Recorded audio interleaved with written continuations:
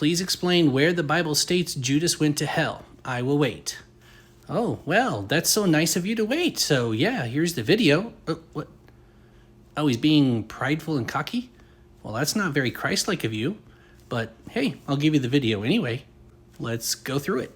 So first we have John 12:6. He, Judas, said this not because he cared about the poor, but because he was a thief, and having charge of the money bag, he used to help himself to it what was put into it. So John is writing decades later, having known Judas better than any of us, and he's going out of his way to point out how bad of a person Judas was, and he's not done. Prior to that, in John 6:70 through 71, it says, Jesus answered them, "Did I not choose you, the 12, and yet one of you is a devil?" And John, as the narrator, says, he spoke of Judas, the son of Simon Iscariot. He was one of the 12. He was going to betray him. So there's no indication from John at all, knowing Judas better than us, that Judas ever repented of his sins, all of them together. Yes, he felt bad about betraying Jesus, but any sinful person can still feel guilty about certain things they do. But maybe John the Apostle's wrong. So let's see what Jesus had to say. John 17:12, he's praying to the Father. While I was with them, I kept them in your name, which you have given me. I have guarded them, and not one of them has been lost, except the son of destruction, that Scripture might be fulfilled. So, calling someone the son of something in Hebrew means they're equal to.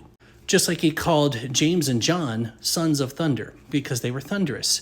Jesus is the Son of God, and so that means he's equal to God. And so the same thing here, he's the son of destruction, he's devoted to destruction. He's meant to be lost. And there's only one other person in Scripture who has this title. 2 Thessalonians 2:3. Let no one deceive you in any way, for that day will not come unless the rebellion comes first and the man of lawlessness is revealed, the son of destruction. The Antichrist himself is called the man of lawlessness and the son of destruction. So he wasn't talking about Judas because Judas was already gone at this point. Something else Jesus said is in Matthew 26:24 and paralleled in Mark 14:12. The Son of Man goes as it is written of him, but woe to that man by whom the Son of Man is betrayed. It would have been better for that man if he had not been born. If Judas went to heaven, why would it be better if he wasn't born? Just because he hung himself? So what? That's not something to wish you hadn't been born if you end up in heaven. And two more things to consider. Just like the Antichrist will at the end of the age, Judas literally had Satan enter him, and it's not just one author that says so. Luke 22:3 says the same thing as John 13:27, that Satan entered into Judas. If Judas was saved, then how could Satan enter into him? And yet Jesus said, woe to him, better if he had never been born?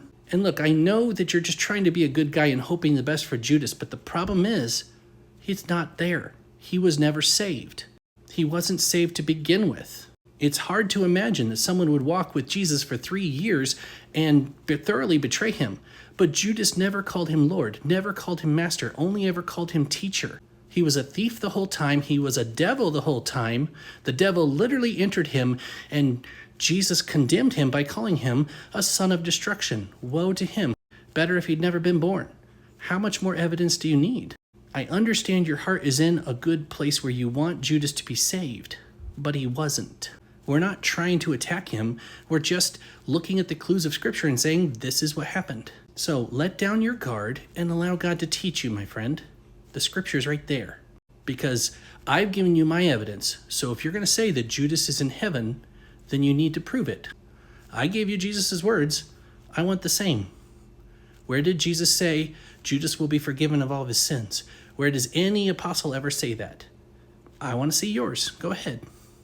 Now it's my turn to wait.